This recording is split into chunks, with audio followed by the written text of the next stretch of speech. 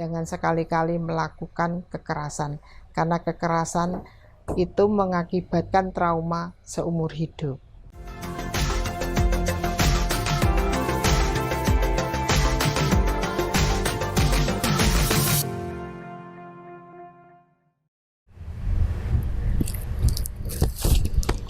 Assalamualaikum warahmatullahi wabarakatuh. Ketemu lagi bersama saya Bang Kumis, kupas masalah dan isu. Para sahabat Bang Kumis, hari ini saya menghadirkan narasumber yang hebat. Beliau adalah tokoh perempuan di Kudus, bahkan di Indonesia. Beliau pernah menjadi wakil Bupati Kudus.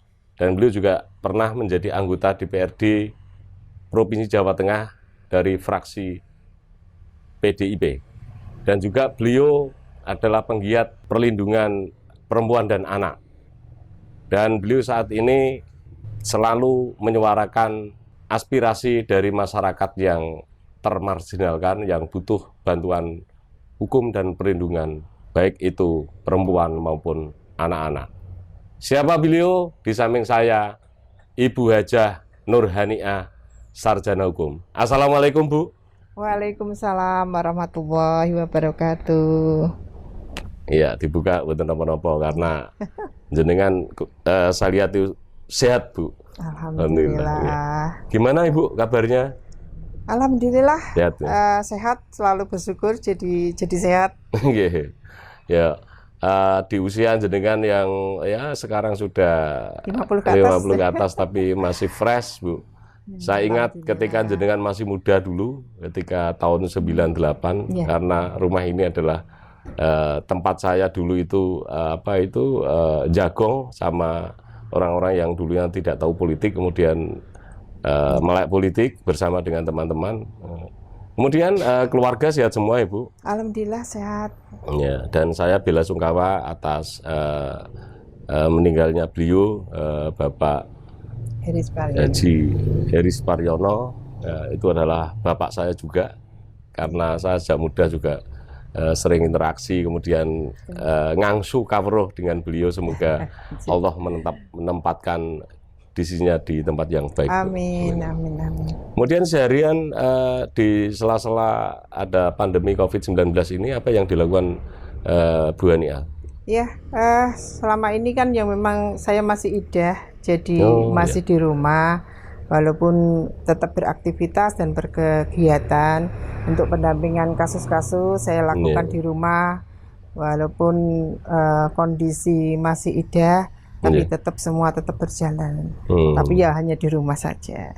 Iya. Saya itu kemudian teringat, Bu, kalau di sini saya masuk di rumah ini, kemudian saya teringat dengan dulu dengan kawan-kawan Kudus ya, yang dulu tidak tahu politik, tidak tahu bermasyarakat. Kemudian saya ada teman-teman yang sekarang ini teman-teman anak-anak Ibu. Yang sekarang ada yang menjadi ketua DPR, ada yang sekarang ini justru sudah mencalonkan sekarang jadi bupati, yang sekarang juga ada yang DPR provinsi, bahkan sekarang sudah ada yang di Jakarta, dan mereka itu dulu atas bimbingan panjenengan dan Pak Heri Suparyono, kemudian sekarang menjadi orang ini yang namanya hidup berguna untuk banyak orang. Dulu itu kan jenengan yang membidani partai PDIP di Kudus tahun 98. 96 mulai. 96 ya mulai ya. 96. Tapi kemudian ada 97 itu ada pro, ada pro dan perpecahan. ada perpecahan ya. Ada pro Mega, kemudian ada pro Suryadi ya. Kemudian dulu itu di sini banyak anak-anak muda yang multi latar belakang. Iya, masih ingat Bu jenengan itu? Oh, masih ingat sekali. Sejarah itu memang jas merah ya. Sejarah tidak akan terlupakan. Gitu ya. Iya. Ya, alhamdulillah memang waktu itu saya masih ingat tahun 96 itu saya merintis PDI. Zaman dulu belum PDI Perjuangan, jadi masih Pro Mega. Pada waktu itu saya berjuang dengan suami tahun 95 lah, jadi kader dulu. Iya, kader dulu. Saya sebagai ibu rumah tangga biasa, jadi belum tahu berorganisasi di politik dan lain sebagainya. Banyak yang menentang karena saat itu memang kondisi pada waktu itu belum semacam kita ini kayak musuh dari pemerintah gitu kan, yang pro mega itu. Nah, kebetulan saat itu saya masih punya anak satu yang masih kecil, dan saya masuk di PDI Perjuangan 95-96, saya menjadi wakil sekretaris dulu DPC. Pak Heris menjadi ketua. Kenapa kok Pak Heris ketua, saya sekretaris? Itu memang saking tidak ada orangnya. Mencari orang menjadi kepengurusan di DPC itu sangat sulit. Nah, disitulah saya masuk menjadi wakil ketua karena pada waktu itu sekretaris nggak berani, akhirnya mundur. Akhirnya mundur, saya naik jadi sekretaris. Kepengurusan pada waktu itu hanya 11 orang. 11 orang pun yang aktif hanya 4-5 orang, kan gitu ya. Dengan keaktifan kita, kalau kita rapat itu nggak seperti saat ini terbuka ya. Kita rapat itu sembunyi-sembunyi, karena kita rapat hanya yang hadir 5 orang, yang jaga itu 3-4 dari aparat. Kita selalu diawasi terus. Saya masih ingat pada waktu itu sampai kita rapat itu di dalam mobil. Pada waktu zaman dulu itu saya punyanya Zebra itu ya, mobil Zebra, kita bawa ke laut, ke Jepara gitu kan. Kita rapat bareng-bareng di pantai ya, pokoknya di mana tempat aman kita buat rapat, karena di rumah sudah tidak aman. Nah, seperti itulah perjuangan kita, dan alhamdulillah hanya 11 orang pada waktu itu. Alhamdulillah dengan revolusi itu kita jadi pengakuan pro mega menjadi PDI Perjuangan. Nah, disitulah saya masih ingat zaman dulu itu memang perjuangan itu luar biasa. Tidak seperti membalik telapak tangannya. Dan dulu totohane nyowo. Bukan betul. Kayak sekarang. Iya, betul. Saya itu biasa menghadapi gobang, celurit, sudah samurai itu biasa. Di demo-demo itu biasa, kalau tidak sesuai dengan keinginan mereka, saya di demo karena memang keanggotaan kita itu kompleks dengan semua orang. Kita preman kita rekrut, kiai kita rekrut, semuanya kita rekrut supaya suara kita banyak kan, pendukung kita banyak. Nah, saya masih ingat itu tahun 99 pada waktu itu pemilu pemilu. Kita bingung. Kita sebetulnya kan untuk SDM itu kan terbatas kan gitu. Cuman di saat ini memang butuh keberanian saja kan gitu. Termasuk keberanian Pak Heris untuk menjadi ketua DPC PDI itu memang butuh keberanian saja dan tanggung jawab. Saya selaku istrinya menjadi sekretaris ya itu karena keberanian saja gitu. Dibutuhkan keberanian. Kalau pinter dan pengalaman menyusul ya. Akhirnya kami berjuang sama Bapak. Disinilah tempat kantor sekretariatan DPC PDI Perjuangan awal-awal. Yang bangunnya juga kader-kader kita sendiri. Posko zaman dulu pakai welet dengan kayu-kayu itu ya. Yang ini saya ingat lah, rumah Jawa itu dari yang sana itu. Masih tetap seperti ini di alam terbuka kayak gini. Jadi ini untuk posko kita makan bersama, kita berjuang bersama sampai itu. Zaman dulu nggak seperti sekarang, Mas. Zaman masih ingat ya. Masih ingat kalau saya dengan pelaku juga. Satu perjuangan masih muda pada waktu itu saya. Disitulah makan rakitan nasi sambel itu bersama. Di situ luar biasa perjuangan sampai tukang becak itu pun ingin di PDI itu sampai beliau berani untuk beli bendera kan gitu, bendera sendiri, karena memang kita kan untuk dana memang tidak ada ya. Jadi ini guyup semua untuk mencukupi partai dengan uang kita sendiri kan gitu. Nah, di situ tahun 99 saya dicalonkan jadi DPR provinsi pada waktu itu, Pak Heri di DPR kabupaten, dan saya bingung karena saya memang zaman dulu itu dipandang sebelah mata ya. Saya wong PDI Kudus itu basis hijau kan gitu kan. Dulu. Basis hijau, religi, agamis kan gitu, kebanyakan muslim kan gitu. Nggak mungkin kamu bisa memerahkan Kudus. Nah, itu.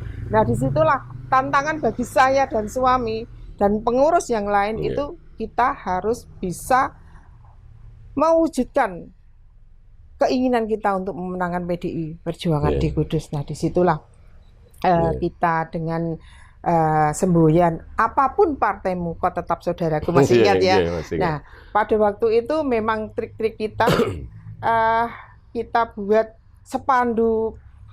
PDI itu kan warnanya merah ya, identik dengan warna merah. Itu buat spanduk itu kuning, warna kuning, masih ingat ya, warna kuning.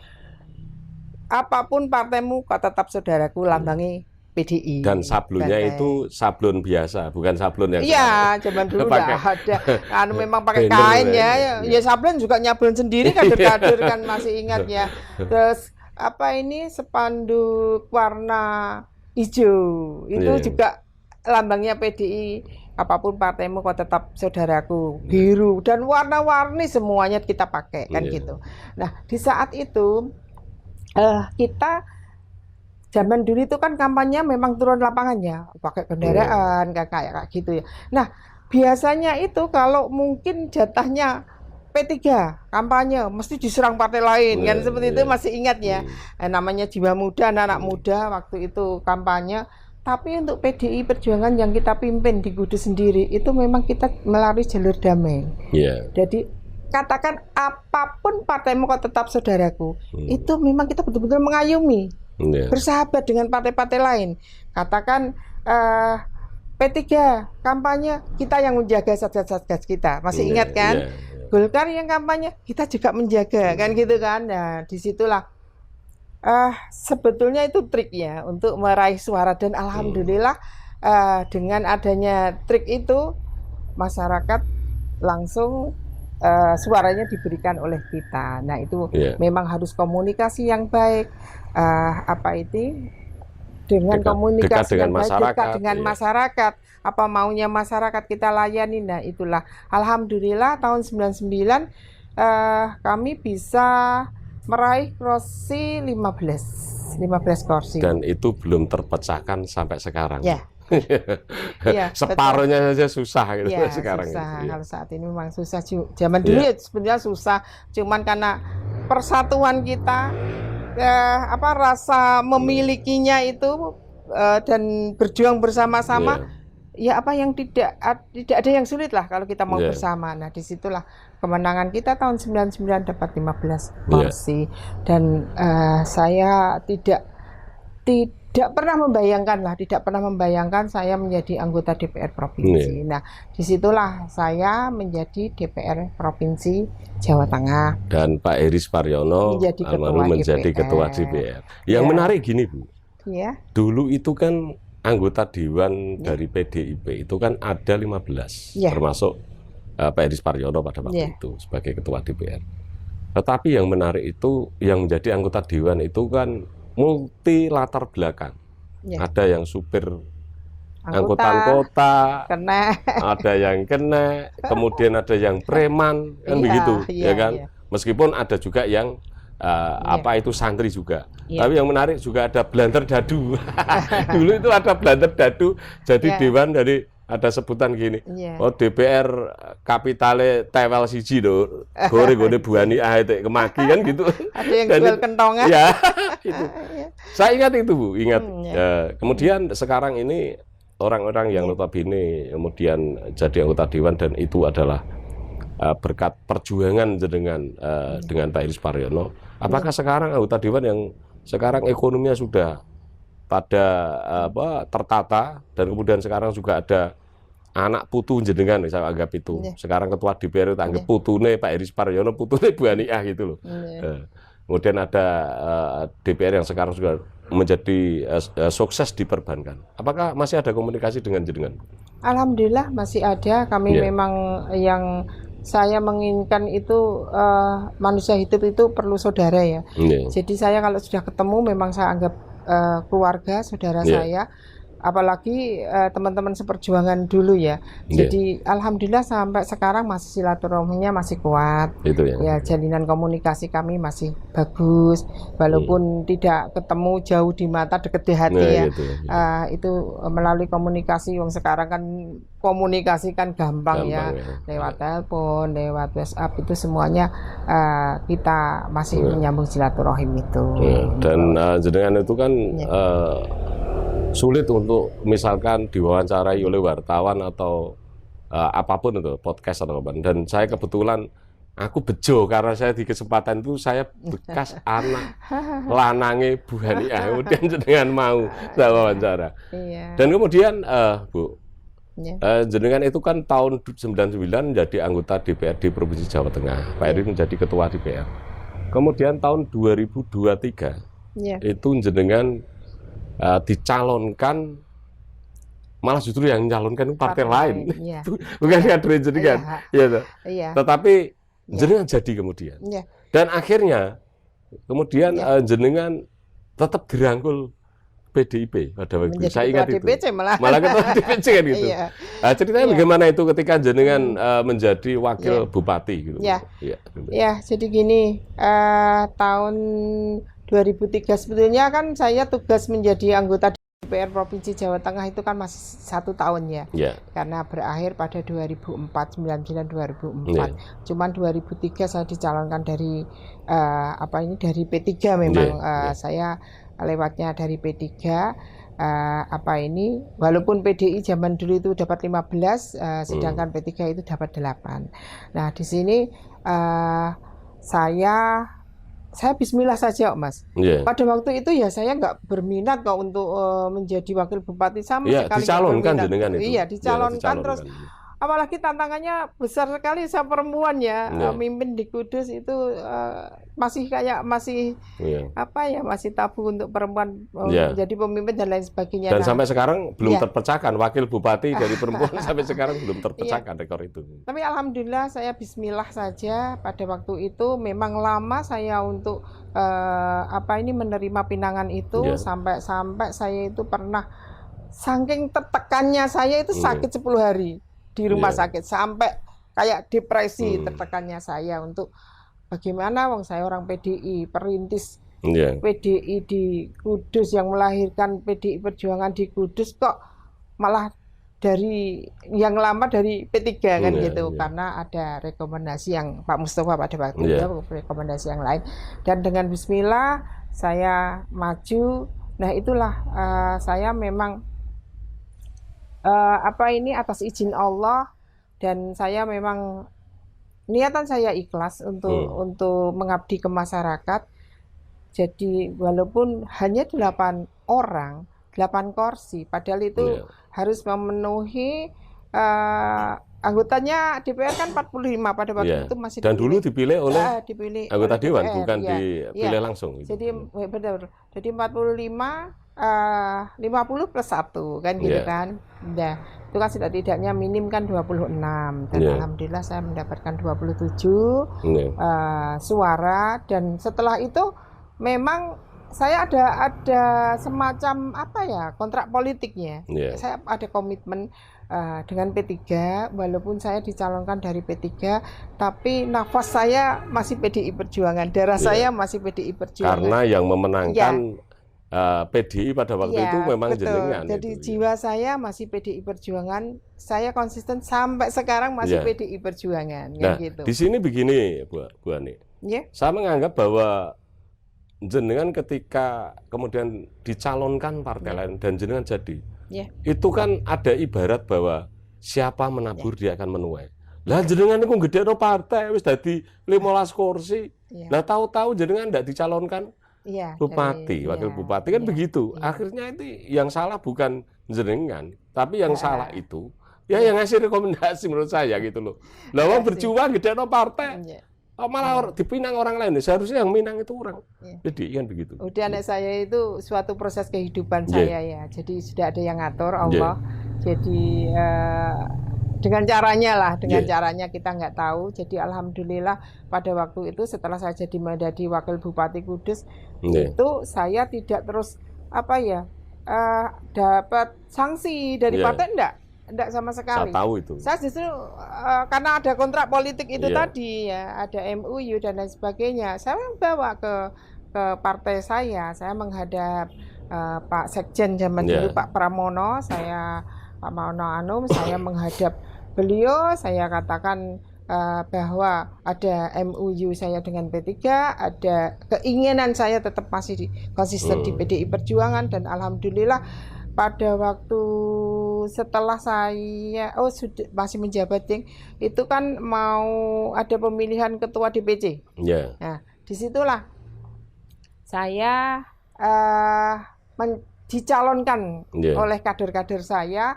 Sebetulnya ada SK yang dimana SK Bu Mega dari PDI Perjuangan DPP itu mengatakan yang pernah dicalonkan dari partai lain tidak boleh mencalonkan ketua partai kan gitu.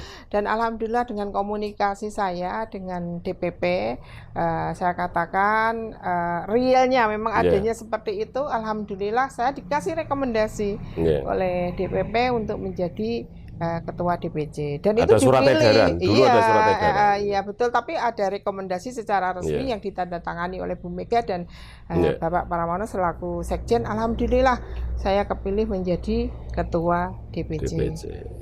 PDI Perjuangan di Kudus. Dan saya tahu itu Bu, karena kan saya pelaku Bu. Iya. Betul. Kan ingat ya dulu. Iya, betul. Jadi walaupun saya menjadi wakil bupati pun saya tidak semata-mata hanya mewakili PDI Perjuangan, karena saya ini sudah milik rakyat. Saya harus adil semuanya. Ya walaupun saya tetap membesarkan PDI Perjuangan, tetapi di sini saya berperan harus adil dengan semuanya, baik dengan partai, dengan organisasi, dengan semuanya masyarakat yang ada di Kudus.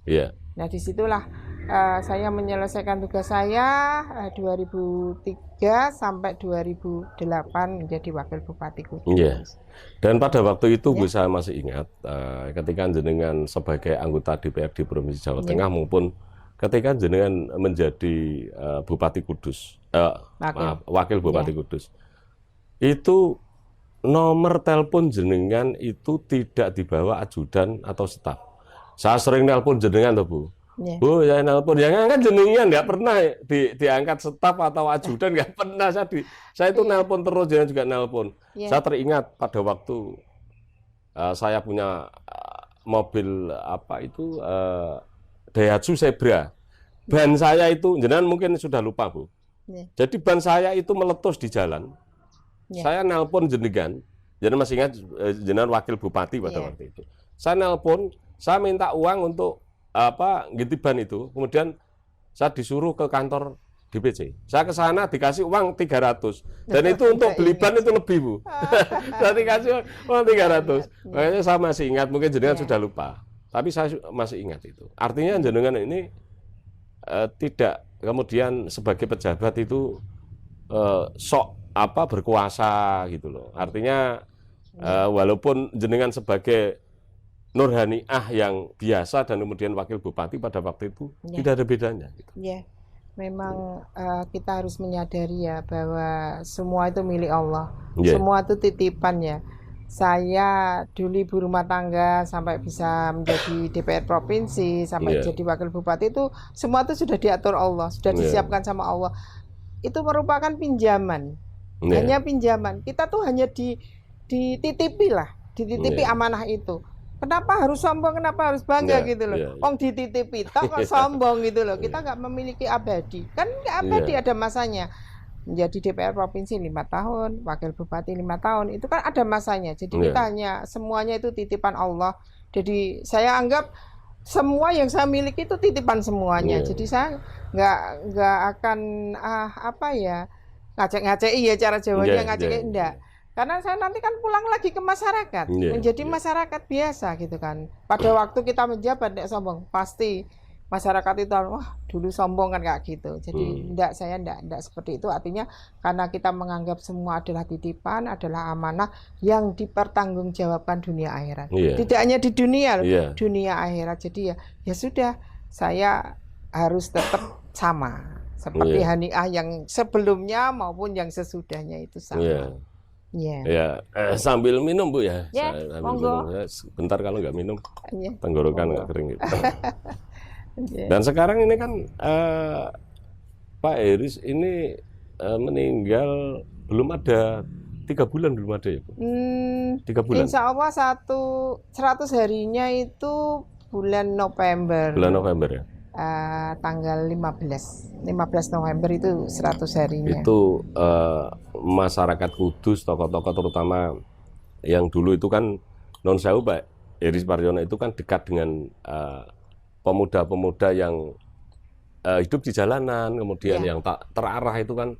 Saya tahu betul dulu itu ketika Pak Heris Paryono sebagai ketua DPR itu kan ada banjir jalan-jalan. Itu masyarakat ketika ada Pak Heris Paryono itu baik itu yang preman, kemudian orang yang nggak kenal barangkali itu Pak Heris pada ke mobil kemudian dibagi uang gitu.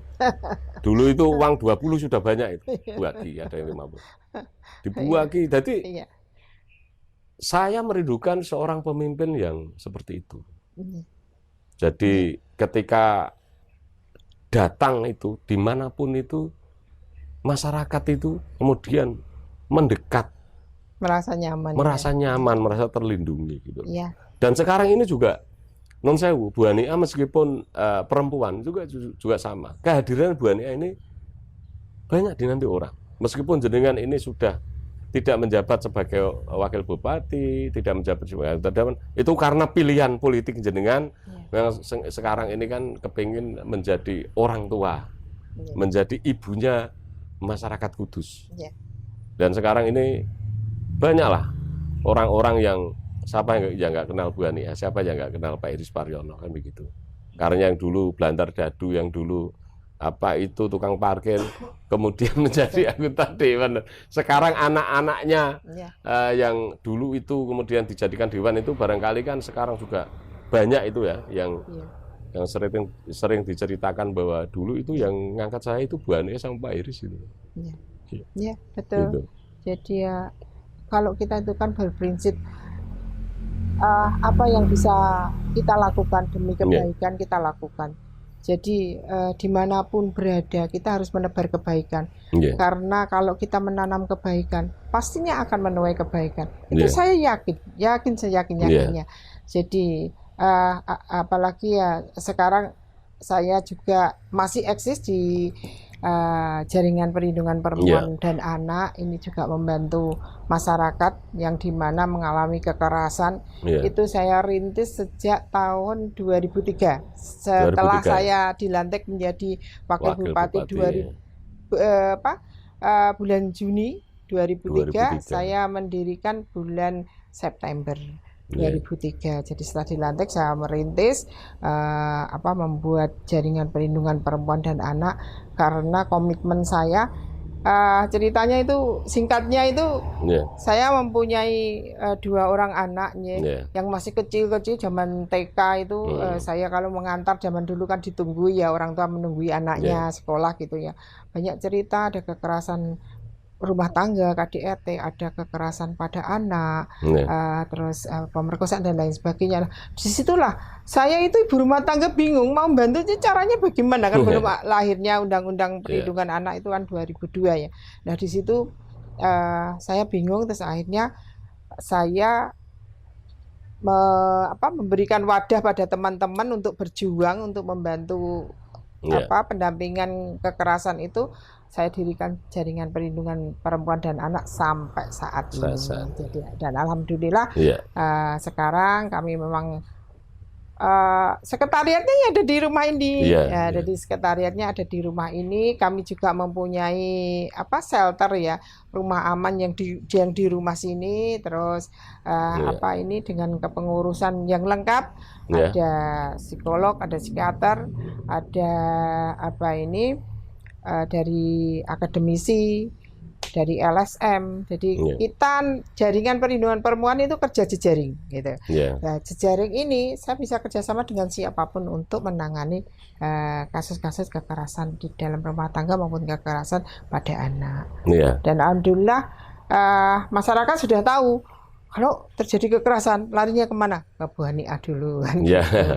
Nah disitulah sampai sekarang Mas saya menjadi ketua, sampai kapan aku diganti menjadi ketua kan gitu. Ini kan bukan, karena ini bukan jabatan yang mendapatkan honor atau mendapatkan gaji kan Bu. Ini kan murni itu sosial dan kemanusiaan begitu. Dan ini bukan hanya tidak semua orang mau seperti itu. Yeah. Kenapa hidup kemudian dibikin susah?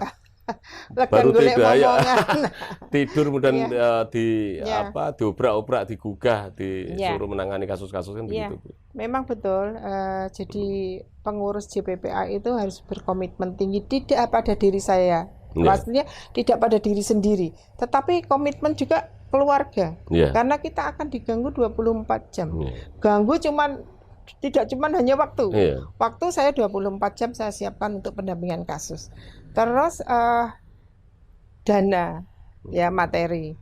Terus waktu, semuanya lah. Kalau di sini pengurus JPPA itu tidak mendapatkan restu keluarga, pastinya akan perang sendiri dengan keluarga. Pastinya kan tidak berkenan kalau keluarga, karena dengan risiko tinggi Mas, risikonya sangat tinggi. Saya biasa menghadapi orang-orang yang keras, orang-orang yang bermasalah lah. Makanya saya dikatakan Bu Haniah ini wong sudah enak-enak kok legan golek momongan kan gitu kan. Kalau dirasakan kan seperti itu ya. Ini suara hati. Jadi memang suara hati seorang Nur Haniah itu kan ya tidak bisa tidur ketika masih ada masyarakat yang teraniaya, kemudian masyarakat yang membutuhkan bantuan itu loh. Ini kan pilihan Bu. Nah, kalau pengen hidup enak ya mungkin jenengan nggak tinggal di Jati kan begitu. Tanah juga banyak kan begitu. Tetap di Jati, rumahnya jajek ning kene kan begitu. Gitu. Jadi ya memang itu butuh komitmen, butuh eksis kan gitu kan. Lahir batin, ndak asal aku bantu, tidak seperti itu ya. Jadi ini memang resikonya tinggi. Saya sering diancam sama pelaku-pelaku, pokoknya banyak yang suka, banyak yang nggak suka kan gitu. Tapi yang suka itu ya orang yang murni baik, tapi ya nggak suka itu kan memang dia merasa dirugikan dengan perlindungan. Pelaku-pelaku kan memang nggak suka sama saya. Tapi ya bagaimanapun juga saya pasti mediasi dulu Mas. Katakan KDRT terjadi itu terus tidak saya memutuskan harus pisah dan lain sebagainya. Kita mediasi dulu. Saya justru tidak suka kalau ada perceraian ya. Di sini sebisa mungkin kita pertahankan, kita perbaiki, kita mediasi kedua belah pihak. Alhamdulillah bisa rukun kembali, bisa harmonis kembali. Itulah suatu kebahagiaan bagi saya gitu. Tidak materi tapi orang itu merasa terbantukan dengan kita, itu suatu kebahagiaan gitu. Suatu kebahagiaan bagi saya untuk bisa membantu orang-orang yang bermasalah. Dan kemudian gini Bu, berkaitan dengan adanya JPPA atau Jaring Perlindungan Perempuan dan Anak, itu kan kemudian ada beberapa hal yang kemudian ada efeknya. Pertama, ketika ada permasalahan penganiayaan terhadap rumah tangga, itu kan bisa jadi orang ini setelah lapor ke panjenengan kemudian dimediasi iso dadi rukun. Bisa jadi seperti itu kan. Karena dia ketakutan dengan ada pelaporan, ketika dilaporkan itu suaminya masuk penjara, akhirnya dia nggak berani lagi itu. Akhirnya rukun. Nah, ini kan ada keuntungan satu sisi. Di sisi lain juga sekarang ini ketika ada JPPA, ada nama Bu Haniah itu mereka sudah takut. Kowe nek macam-macam karo aku tak lapor no Bu Haniah. Akhirnya dia tidak berani. Betul itu. Itu istrinya betul. Kan begitu. Iya, saya ceritanya istri-istri yang KDRT itu ya. Bu, kalau sama saya nggak takut Bu, saya ancam. Pokoknya nek macam-macam ini sudah ada kesepakatan kan gitu. Saya laporkan Bu Haniah gitu. Iya, memang itu betul. Iya kan? Iya. Jadi memang Mas, apa ini butuh komitmen yang tinggi. Saya kadang ya jam 12 malam, jam 1 malam itu diketuk pintunya, sudah berdarah-darah karena apa siksaan, karena kekerasan, ancaman seperti itu. Jadi alhamdulillah bisa kami damaikan dan tidak akan terulang lagi. Untuk Kudus ini menurut pandangan Bu Ane ya, apakah kasus kekerasan terhadap perempuan dan anak ini kecenderungannya semakin turun atau stagnan atau justru meningkat? Gini, sejak ada ini COVID ya, sejak ada pandemik ini kasus kekerasan itu meningkat.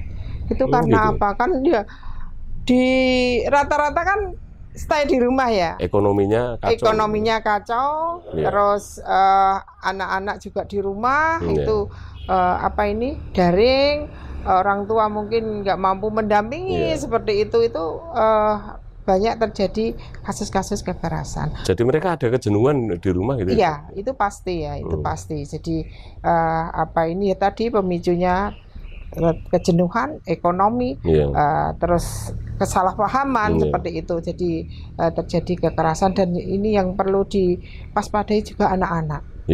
Anak-anak ini karena apa ini sering di rumah, terus juga kasus-kasus pelecehan seksual, pemerkosaan itu meningkat. Meningkat ya. Karena sekarang ini kan Bu, untuk dengan adanya COVID-19 ini kemudian kan belajar itu kan daring dan aktivitas anak-anak ini selalu di rumah. Kemudian mainnya itu kan internet, selalu browsing gitu. Ada beberapa hal di sana. Seorang bapak yang mencari nafkah kemudian terganggu dengan COVID-19, seorang ibu kadang-kadang itu anak itu kan tanya masalah pelajaran terhadap orang tua, sedangkan orang tua itu nggak tahu tentang pelajaran itu, kemudian terjadi percekcokan, akhirnya salah-salahan. Di sisi lain juga ada ekonomi yang biasanya lancar sekarang, kemudian kan akhirnya meningkat. Itu wajar itu. Betul. Jadi memang sangat memprihatinkan ya. Terus termasuk anak-anak itu bilang katanya belajar bersama, daring bersama, ternyata karena buka situs-situs yang terlarang itu akan terus akhirnya melakukan banyak kehamilan di luar pernikahan usia 14 tahun, di bawah anak lah usia 15 tahun itu banyak juga. Nah, ini kan kemudian jenengan menjadi kerja keras ya artinya. Iya, termasuk ini kita ingin mewujudkan sekolah ramah anak ya. Nah, kemarin habis apa ya ini loh memang daring ya di rumah, terus ini bersekolah lagi kan harus apa ya adaptasi lagi lagi ini kan emosinya semuanya kan belum terkontrol. Nah ini memang harus diperlukan sekolah ramah anak ke depannya sesuai dengan program pemerintah. Kemudian ini jenengan ternyata banyak penghargaan Bu yang sekarang saya pegang ini prestasi jenengan. Ini tahun 2026 jenengan dapat penghargaan Krikus Kesetaraan Pembangunan dalam bidang politik Indonesia khusus bidang sosial politik. Kemudian yang kedua penghargaan Women for Peace Dep Filsafat atau PIB dari UI Universitas Indonesia yang bekerja sama dengan kedutaan Norwegia. Perdamaian perempuan internasional perempuan untuk perdamaian. Kemudian yang ketiga, banyak sekali ini. Penghargaan 9 perempuan inspiratif tahun 2016. Salah satunya jenengan. Dan Ikatan Sarjana Nahdlatul Ulama atau ISNU. Kabupaten Kudus ya. Kemudian yang keempat, penghargaan bagi perempuan inspiratif Jawa Tengah di bidang perlindungan perempuan dan anak dari PP LIPI. Lembaga penelitian ya. Kemudian yang terakhir, yang kelima adalah penghargaan dari Bupati Kudus sebagai Gender Champion Kabupaten Kudus. Ini banyak penghargaan Bu ya. Ini bukan apa sesuatu yang berupa materi ya kan. Tetapi ini adalah luar biasa karena jenengan dapat beberapa penghargaan yang di sini ini berkaitan dengan melindungi, mengayomi, membantu masyarakat yang sedang ada masalah Iya. pelecehan seksual, kemudian ada kekerasan anak. Iya. Gimana ceritanya sampai jenengan dapat banyak ini, Bu? Kalau saya sih sederhana saja, saya melakukan yang terbaik saja untuk Itu ya? memang cita-cita saya untuk membantu masyarakat yang bermasalah, di mana sebisa mungkin apa yang saya bisa, kebetulan melalui jaringan jejaring, jadi tidak hanya semata-mata saya yang melakukan, saya bersama teman-teman pengurus dan lain sebagainya berjuang untuk membantu masyarakat. Jadi ya saya mendapatkan penghargaan itu udah terus ya sudahlah, memang apa yang bisa saya lakukan itu saja, Mas. Masalah penghargaan dan lain sebagainya kan menurut penilaian mereka kan gitu. Ya saya terima kasih terpilih mendapatkan penghargaan, cuman yang utama saya adalah di sisa-sisa hidup saya ini bisa bermanfaat bagi orang lain, itu saja. Jadi karena hidup di dunia itu cepet gitu loh. Saya nggak pernah membayangkan suami saya secepat itu gitu ya. Ternyata pulang begitu cepat gitu loh. Saya sendiri juga merasakan seperti itu. Saya kan nggak tahu kapan dipanggil Allah kan gitu. Nah, di sisa-sisa hidup saya ini akan saya abdikan untuk masyarakat. Tapi semoga Bu jenengan tetap awet, kemudian panjang umur, Bu. Karena jenengan ini masih dibutuhkan banyak orang, Bu. Kalau nun sewu, kalau misalkan orang itu hanya dibutuhkan keluarganya, tetangganya itu kan sederhana. Jenengan ini banyak orang yang butuh. Dan yang paling menarik ini, Bu Ani. Biasanya orang itu kalau berorganisasi, kemudian membentuk satu organisasi kemasyarakatan dan sosial, itu kan punya kepentingan politik. Dan jenengan itu semenjak menjadi wakil bupati tahun 2003 sampai sekarang ini masih menjadi ketua JPPA Kabupaten Kudus. Bahkan banyak organisasi yang jenengan kemudian pimpin gitu loh. Tapi jenengan ternyata tidak punya sahabat politik untuk mencalon dari sebagai pasca jenengan tahun 2008 ya. 2008 itu kan jenengan sudah tidak punya sahabat politik. Jenengan mengabdikan diri saja, ansih. Kan begitu. Berarti hatinya tulus gitu loh, nggak punya kepentingan politik gitu. Iya Mas, itu sudah masa lalu lah. Artinya semua proses sudah saya lalui dan Allah memberikan segalanya bagi saya. Rasa syukur saya itu ganti saya memberikan pelayanan kepada masyarakat. Katakan ucapan terima kasih gitu ya. Kita terima, dikasihkan kita terima, kita kasihkan lagi gitu loh. Kata saya artinya cukup sederhana saja lah. Kita diberikan Allah segalanya. Apa yang sebetulnya tidak keinginan saya, tapi proses itu yang memberikan Allah kan gitu. Nah, saya diberikan kemudahan sama Allah, diberikan keluarga yang yang romantis, yang damai, sejahtera, kayak gitu ya.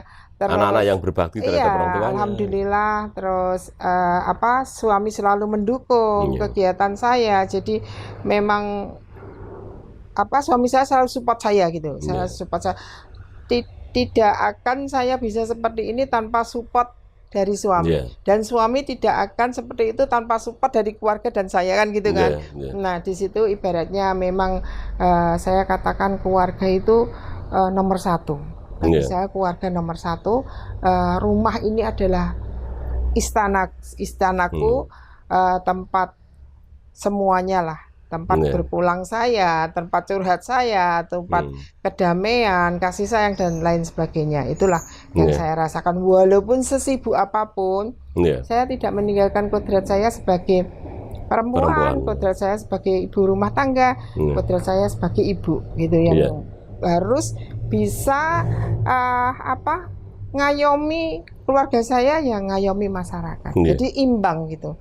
Hidup itu kan harus seimbang ya, dan hidup itu pilihan kan gitu kan. Nah, di situ kita harus balance, harus bisa mengimbangi dari semua proses yang ada. Kemudian anak-anak sekarang sudah selesai di pendidikan, Bu? Apakah ada yang masih kuliah? Alhamdulillah, anak saya 2, yang satu Ovita sudah nikah, dan yang nomor 1 itu Eka Karisma Akbar, itu ya sudah bekerja, semuanya sudah bekerja. Sudah selesai. Sudah selesai. Cuman jenengan ini karena itu tadi Pak Iris terlalu cepat untuk berpulang menghadap Allah Subhanahu Wa Taala, Bu, ya. Karena jenengan ini kan saya anggap menjadi panutan banyak orang, karena keluarga jenengan itu juga harmonis sejak dulu sampai sehingga Pak Iris berpulang gitu ya. Saya ingat, Bu, ketika jenengan itu di mana itu sama Pak Iris ya, dipanggil-panggil, Pak, ada Mas Koswanto, Pak, gitu. Romantisnya bukan main. Saya ini terinspirasi dengan sosok Pak Iris dan jenengan itu. Memang kami biasakan untuk keterbukaan, dan selama ini memang komunikasi kita baik, walaupun sama-sama sibuk. Saya sibuk, Pak Heris sibuk zaman dulu. Anak-anak saya juga masih kecil-kecil, tapi dengan komunikasi kita alhamdulillah cair, tidak ada masalah gitu kan. Jadi kita mengutamakan keluarga memang. Seandainya Pak Heris ada masalah, itu pun selalu terbuka diceritakan dengan saya. Begitupun dengan saya, dan alhamdulillah Pak Heris itu mendidik itu memang kita harus selalu mandiri, tapi dan punya prinsip. Pak Heris memang punya prinsip gitu. Sulit untuk ngungkap-ngungkap prinsip. Saya itu yang teringat dengan berkaitan dengan sosok seorang Pak Heris itu. Beliau adalah orang yang punya pendirian, tak tergoyahkan, meskipun dapat tekanan. Kalau hanya pengaruh politik, misalkan ditawarin apa, kemudian lunak, Pak Heris enggak. Ada celurit, ada gobang, ada apa, saya tahu tahun 99 itu, ya kan? Itu sampai rumah mau dibakar, sampai luar biasa. Saya itu ya sering menghadapi demo. Setiap Pak Heris ke DPP itu pasti sasaran saya di demo. Demo besar-besaran kan waktu menentukan DPR, Mas. 99 kan menang partainya dulu, baru kita menentukan DPR-nya kan. Karena dulu itu Dapil itu kabupaten kalau nggak salah ya. Jadi memang dengan keinginan mereka ingin masuk di nama sebagai yang duduk anggota di DPR, dewan anggota dewan. Jadi kami memang ancaman itu banyak. Saya biasa menghadapi gobang, celurit, samurai. Nah, ternyata itu Allah itu menguji saya sebetulnya. Pada waktu saya menghadapi seperti itu, Allah itu menguji saya untuk dijadikan pemimpin kan gitu. Nah, itulah seorang leadership, seorang pemimpin. Jadi mungkin tanpa ada ujian kayak gitu, mungkin saya nggak kuat kan gitu. Ya, karena saya digodok dengan adanya kekerasan, adanya seperti itu. Alhamdulillah saya memang kuat menghadapi semua tantangan kan gitu kan. Jadi selama ini memang cobaan-cobaan dan ujian-ujian itu yang membuat kuat saya. Dan yang saya anggap itu Pak Heris punya pendirian yang kuat itu ketika ada tekanan dulu itu kan sebenarnya bukan seperti ini, yang rumah yang megah kayak gini, terus kemudian banyak ukiran, banyak duit. Kemudian sekarang ini kan karena jenengan jadi Pak Heris itu kan dulu pengusaha di pertanahan itu ya, sering properti lah gitu. Itu dulu ya itu rumahnya itu kan masih masih pakai kulit ya, pakai welet, pakai tahun 99 itu. Kalau orang non sewu makannya aja itu sulit, tapi dapat tekanan biasanya kan pleto. Tapi seorang pemimpin, seorang leadership ditekan sampai kayak gitu masih bertahan. Apakah ada anak-anak yang kemudian itu turun turun papai karakternya itu loh, yang kemudian punya pendirian yang kuat itu. Pasti karena ini keturunannya pasti ada. Iya, yang anak saya prinsipnya kuat itu untuk dipengaruhi. Jadi dia sudah berprinsip, dia akan dipertahankan prinsipnya itu. Selagi benar loh, prinsipnya itu benar, itu memang sulit tergoyahkan. Jadi kadang bertentangan dengan papahnya kan gitu. Tapi setelah itu memang dikasih pengertian kan gitu kan. Sama-sama menghargai prinsip. Itu memang kita sudah membiasakan di dalam keluarga sama-sama menghargai prinsip. Kalau nggak gitu saya keep terus toh Mas. Gitu. Jadi memang saling bisa ngomong dan ngomong itu Mas. Jadi saya biasakan libatkan anak-anak untuk kalau ada masalah berdiskusi itu sejak kecil.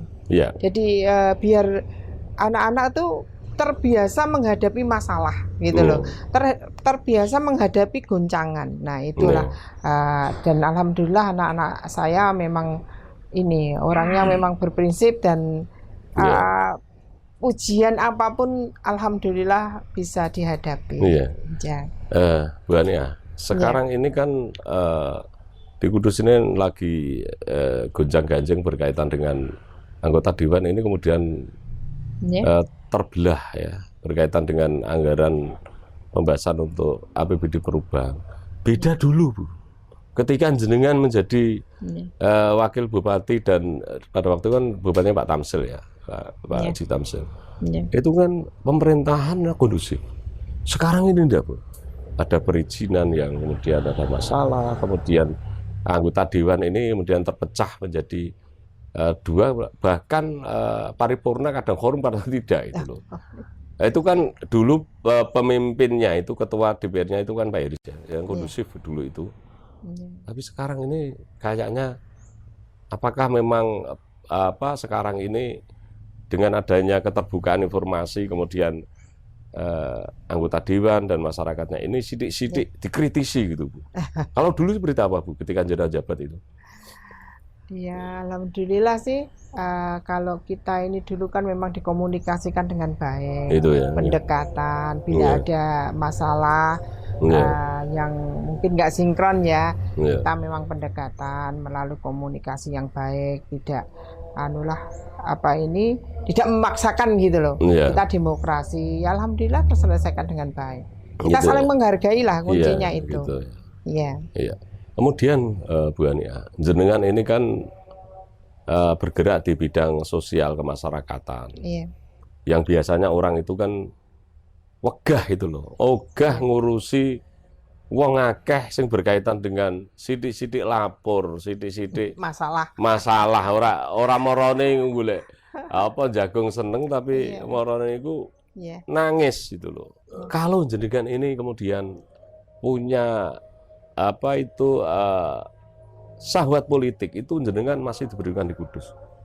Apakah jenengan ini menjadi seorang ibu Kudus yang tidak ada niat atau obsesi untuk kemudian menjabat sebagai bupati atau wakil bupati atau ke pusat gitu Bu? Sama sekali enggak, saya tidak ada ambisi itu, saya tidak artinya cukup bagi saya sudah cukup semuanya, Allah sudah memberikan semuanya bagi saya, itu sudah cukup, tinggal sisa-sisa hidup saya ini untuk pengabdian ke masyarakat, untuk yang artinya sebaik-baiknya orang kan orang yang bermanfaat ya. Saya ingin mempunyai manfaat bagi masyarakat, keluarga itu saja. Keinginan saya hanya itu saja, sederhana saja. Saya tidak mau lagi di politik, tidak ambisi menjabat, itu tidak, sudah cukup bagi saya. Menurut panjenengan itu apa sih yang belum tercapai dalam hidup ini menurut Ibu Hajah Nurhania Sarjana Putri? Saya itu prinsip hidup saya itu selalu bersyukur saja sih. Syukur terus. Jadi saya nggak punya target saya harus gini-gini, itu cukup, pokoknya cukup. Udah, saya cukup bersyukur, dan apa yang saya nikmati dulu sampai saat ini ya sudah, saya hanya bersyukur saja, udah itu saja. Saya enggak punya target yang belum tercapai, karena proses hidup itu Allah yang mengatur gitu ya. Kita berusaha itu tetap ya berusaha. Jadi saya sekuat tenaga berusaha, tapi seterusnya saya serahkan Allah itu. Jadi tidak ada target saya harus begini enggak. Saya takutnya kalau kita punya target itu nanti tidak sesuai, itu kita kecewa gitu loh. Nah, disitulah Saya selalu mensyukuri dalam hidup saya. Apapun, masalah apapun, kebahagiaan apapun, sudah kita bersyukur. Itu aja. Artinya hidup yang sebenarnya orang yang paling bahagia seperti itu. Ya. Sudah tidak punya target karena merasa sudah memiliki semua. Dan memang kalau saya lihat dari sisi ekonomi itu kan memang anak putu jenengan nggak mungkin kelaparan, nggak mungkin nggak dapat makan hari kan begitu. Jenengan sudah selesai di ekonomi, kemudian jenengan juga sudah menelurkan seorang tokoh-tokoh di Kudus, bahkan sekarang yang pimpinan Dewan juga anak putune jenengan, artinya di politik itu anak putune jenengan. Kemudian sekarang yang menjadi Bupati Kudus juga itu kan juga dulu kan yang Pak Iris dan panjenengan ikut membidani juga kan begitu, dan jenengan juga membidani Partai PDI yang sekarang ini menjadi pemenang 2 kali berturut-turut ya. Ya, meskipun sekarang jenengan tidak ikut menikmati hasil dari kemenangan di Kudus sampai hari ini, jenengan sudah terlepas dari itu kan gitu ya, jenengan di luar itu. Enggak, saya menikmati kok. Karena itu loh, karena bersyukur aja, jadi menikmati segalanya lah bagi luar saya. Biasa, ya. Tidak kemudian ada apakah jenengan tetap menjadi perempuan yang membela perempuan dan anak sampai kapanpun, Bu? Insya Allah itu sudah komitmen saya. Komitmen saya itu membantu masyarakat ya, khususnya di bidang mendampingi kasus-kasus kekerasan ya. Ini saya berkeinginan sampai nanti di akhir hayat saya. Jadi walaupun berisiko tinggi, katakan orang buani ayo legan golek momongan wis enak-enak pensiun kayak gitu ya. Kenapa ndak dinikmati masih golek masalah kan gitu kan. Kan golek masalah kan. Saya memang berkomitmen sampai akhir hayat saya untuk bisa mengabdi. Andai kata orang kata Bu itu kan berisiko tinggi, bisa dengan diancam dengan peso, dengan senjata dan lain sebagainya. Itu apa enggak takut? Kita ini nasib kita kan di tangan Allah. Jadi andai kata saya meninggalnya pada waktu mendampingi kasus, itu pun saya dalam rangka berbuat baik itu saja. Jadi saya menginginkan seterusnya itu sampai akhir hayat saya berkomitmen untuk mendampingi masyarakat dalam khususnya kasus kekerasan. Baik Bu, ini nun sewu karena kita ini sudah hampir 1 jam, bahkan 1 jam lebih wawancara dengan panjenengan Bu. Tapi sebelum akan kemudian kita tutup, saya masih ada 2 permintaan. Yang pertama adalah apa sih mutu hidup seorang Hajah Nurhaniah sarjana hukum itu? Saya mutu hidup cukup sederhana. Berangkat dengan semua kita niati ibadah. Dilakukan dengan sebaik-baiknya, hasilnya akan menemui kebaikan. Itu ya. Jadi saya setuju dengan prinsip orang Jawa ya. Katakan siapa yang menanam, dia yang akan menuai. Kita menanam kebaikan, itu akan menuai kebaikan. Kita menanam kejahatan, itu akan menuai kejahatan. Sepakat. Gitu. Saya itu saja. Saya enggak yang muluk-muluk, sederhana saja. Sudah saya yakin itu. Jadi semua yang kita lakukan itu niatilah dengan ibadah, niatilah dengan kebaikan. Delalah ketemu ya dengan orang-orang baik, kan gitu kan, jalan yang baik seperti itu. Jadi saya yakin itu prinsip moto hidup saya. Jadi sudahlah, hilangkan rasa iri, hilangkan rasa dengki, hilangkan rasa marah, hilangkan rasa dendam dan lain sebagainya. Akan tenang hidup kita ini. Lah, separah apapun ujian yang kita hadapi, kalau kita selalu serahkan sama Allah, akan ringan. Kan gitu kan. Masalah bisa jadi berat kalau kita mikirnya berat.